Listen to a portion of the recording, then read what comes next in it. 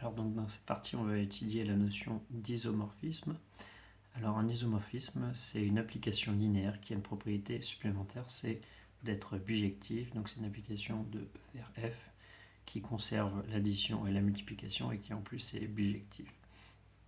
Alors quand il existe une telle application entre deux espaces, on dit que les espaces sont isomorphes. On va voir que ça correspond à dire qu'ils sont semblables, ils ont à peu près la même taille. Et lorsque l'espace de départ et l'espace d'arrivée sont le même, on a l'habitude de dire que les applications linéaires sont des endomorphismes, c'est-à-dire on reste dans l'espace lui-même. Et certains de ces endomorphismes sont bijectifs. Ils ne le sont pas tous, bien sûr. Par exemple, l'application nulle n'est pas bijective et c'est un endomorphisme. Donc les endomorphismes qui sont en plus bijectifs, c'est ceux qui sont des transformations internes mais qui conservent toutes les informations. Donc on appelle ça des automorphismes, donc c'est juste un terme de vocabulaire supplémentaire. Et l'ensemble des automorphismes, on le note GLK de E et on appelle ça le groupe linéaire. Et c'est pas sans rappeler l'ensemble des matrices carrées inversibles qu'on note aussi GLN de K. Donc on va voir qu'il y a un lien bien sûr entre le groupe linéaire de E et l'ensemble des matrices inversibles. On verra ça plus tard. Donc on commence par des premières propriétés alors, qui vont être essentielles. C'est que si on a une application linéaire bijective, autrement dit un isomorphisme, alors sa réciproque est encore une fois un isomorphisme. Donc la propriété qui est non triviale, c'est que bien sûr sa réciproque est encore linéaire. Alors, on va voir que la composée de deux isomorphismes est encore un isomorphisme. Et donc ça va permettre de déduire que le groupe linéaire, c'est un groupe dans le sens où il est stable par composition. Donc on a deux automorphismes, alors la composée est encore un automorphisme. L'inverse d'un automorphisme est un automorphisme et n'importe quelle puissance d'un automorphisme est encore un automorphisme. Et on a une propriété supplémentaire qui est sur la relation est-ce que deux espaces sont isomorphes. C'est donc une relation d'équivalence, c'est-à-dire que c'est une relation réflexive, symétrique et transitive. Donc on va démontrer la première proposition. Donc le premier élément, c'est si F c'est une application de E vers F qui est un isomorphisme, autrement dit linéaire et bijective, alors sa réciproque est aussi un isomorphisme.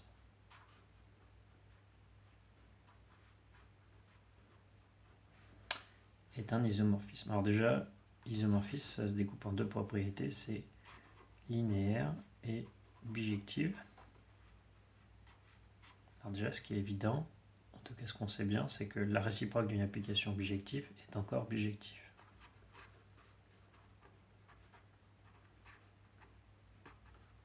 Donc sa réciproque est bien bijective. Donc la propriété ici qui est non triviale, c'est pourquoi la réciproque est-elle linéaire. Et bien on va devoir le démontrer. C'est-à-dire on prend V1, V2, deux vecteurs de l'espace de départ qui est maintenant F, et un scalaire. Et donc on doit calculer F-1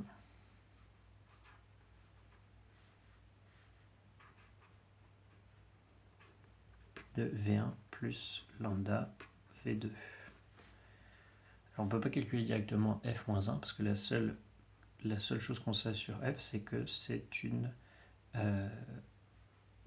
application réciproque. Alors, autrement dit, ce qui est utile de faire ici, c'est calculer plutôt l'image par F de ce vecteur-là. Donc c'est F de F-1 de V1 plus lambda V2.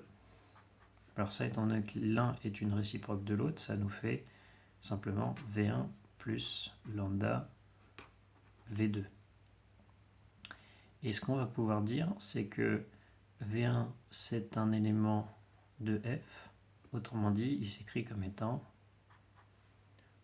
c'est l'image de son antécédent. Et V2, c'est de la même manière, c'est l'image de son antécédent.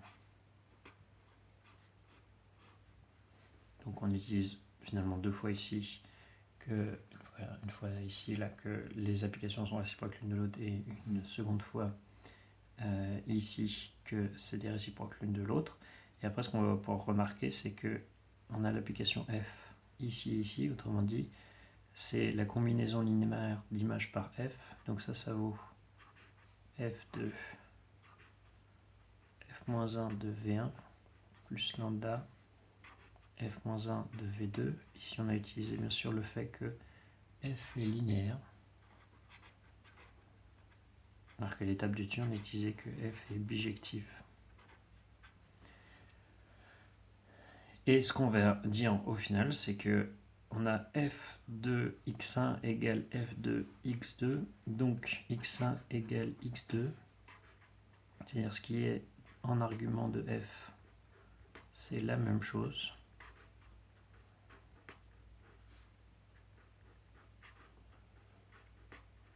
Et donc ça, c'est la propriété injective. Et bien sûr, en particulier, f est injective, étant donné qu'elle est bijective. Voilà, donc ça nous démontre bien que f-1 est bien linéaire.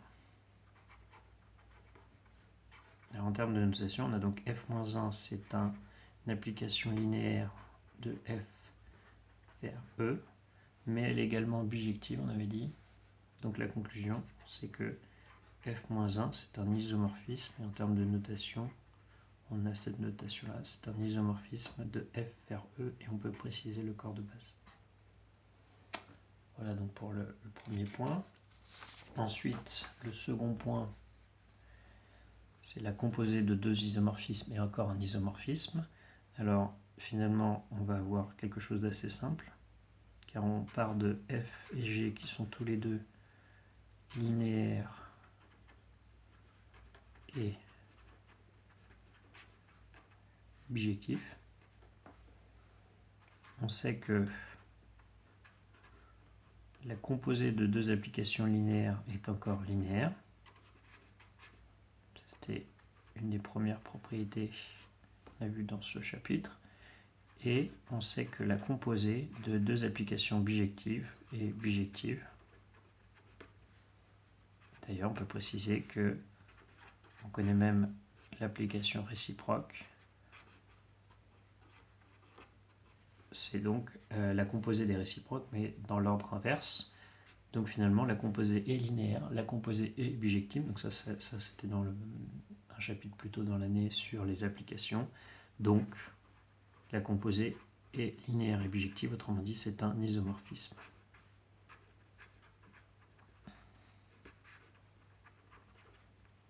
Voilà. Et enfin, donc la structure de groupe de GLK de E.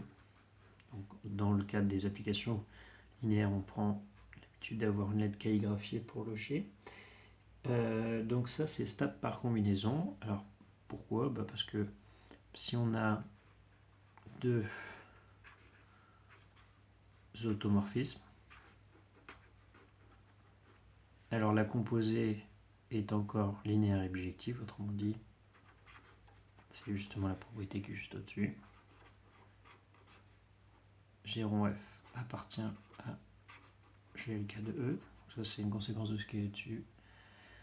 Mais du A, du B. Conséquence du A, c'est que F-1 est aussi dedans. C'est-à-dire F-1, c'est une application linéaire bijective de E dans E. Autrement dit, c'est un automorphisme. Ça, c'était le A. Et la dernière, c'était est-ce que les puissances sont dedans ? Alors pourquoi les puissances sont dedans ? En fait, c'est par récurrence. Sur un entier n. F puissance n est bien dans GLK de E. En effet, l'initialisation, c'est dire que F puissance 0, c'est l'application identité. C'est bien un automorphisme. Donc on sait que c'est une application linéaire. Et l'application identité est clairement bijective, son inverse est elle-même.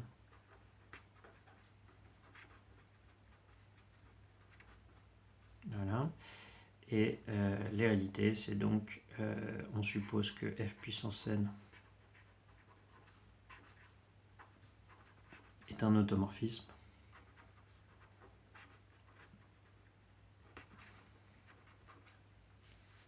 Alors, f puissance n plus 1, c'est f puissance n rond f, autrement dit c'est la composée entre un automorphisme et un autre automorphisme. Donc c'est bien une application linéaire et bijective, donc c'est un automorphisme, étant donné qu'on est dans le cadre des endomorphismes, c'est-à-dire de E dans E, est un automorphisme, et ça c'était la propriété B. Donc on a bien que toutes les propriétés sont ici vérifiées, et on peut ajouter donc le fait que l'isomorphisme c'est une relation d'équivalence. Donc on va introduire une notation pour simplifier.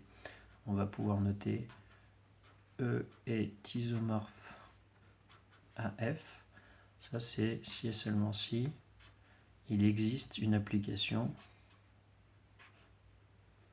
entre E et F qui est un isomorphisme. Il existe un isomorphisme entre E et F.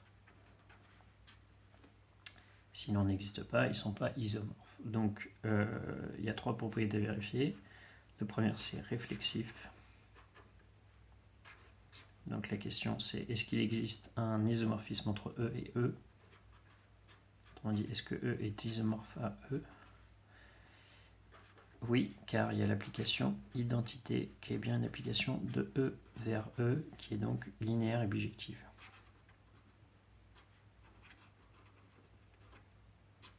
Voilà. Ensuite, la deuxième propriété qui est symétrique. Donc c'est on suppose que E est isomorphe à F, c'est-à-dire on connaît une application F qui va de E dans F qui est un isomorphisme. Alors,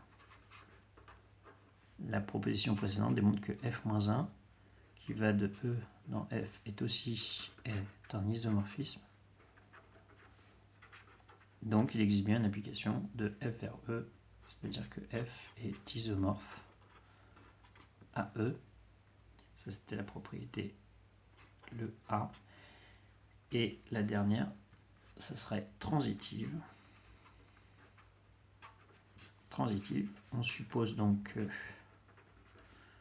E est isomorphe à F et que F est isomorphe à G. Donc il existe une application F qui va de E vers F et une application G qui va de F vers G qui sont des isomorphismes. Et justement, la proposition précédente, le B, nous disait que G rond F, qui est une application qui va de E, qui passe par F, qui arrive dans G, qui va de E vers G, est un isomorphisme. Ça, c'est donc le B. Et donc, il existe une application de E vers G qui est un isomorphisme, c'est-à-dire E est isomorphe à G. Et donc, si on a une relation qui est réflexive, symétrique et transitive, on dit que la relation d'isomorphie